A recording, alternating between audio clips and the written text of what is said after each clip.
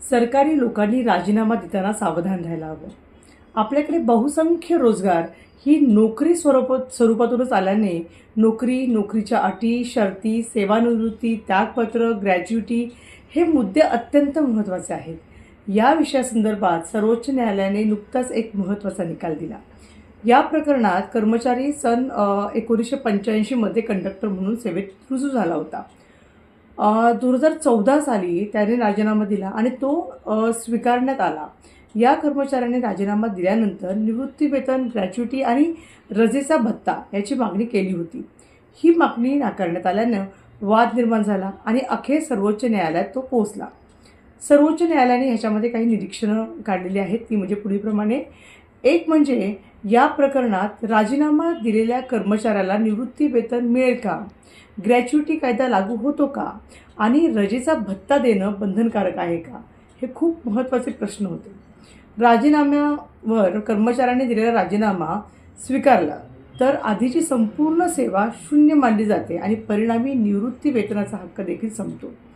राजीनाम्याचे स्वेच्छानिवृत्तीमध्ये रूपांतर करणे कायद्यात बसणारे नाही. याला मान्यता दिल्यास सध्याचे नियम निरर्थक ठरतील. कर्मचाऱ्याने 20 वर्षापेक्षा अधिक सेवा दिलेली असली तरीसुद्धा निवृत्तीवेतन मिळणार नाही.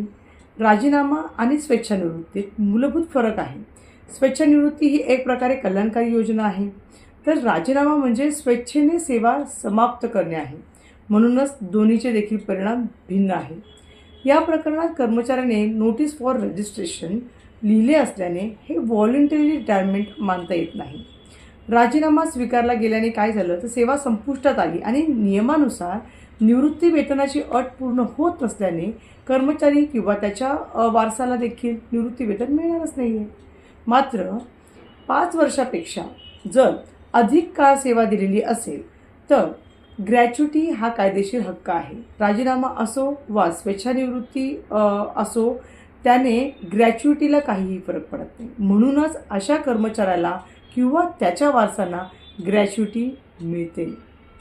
सर्वोच्च न्यायालयाचा अंतिम आदेश काय आहे तर कायदेशीर हक्क म्हणून ग्रॅच्युटी रक्कम आणि रजेचा जो भत्ता आहे तो म्हणजे लिव्ह इनकॅशमेंट म्हणतो आपण त्याला, ती देण्यात यावी. निवृत्तीवेतन अथवा कौटुंबिक निवृत्तीवेतन मिळणार नाही. या निर्णयाचे व्यापक परिणाम राजीनामा देणाऱ्या प्रत्येक सरकारी आस्थापनातील कर्मचाऱ्याला हा निर्णय लागू आहे आणि अशा कर्मचाऱ्याने जर राजीनामा दिला तर कायद्याने सर्व सेवा ही रद्द होणार असल्याने निवृत्तीवेतनाचा हक्क संपुष्टात येईल.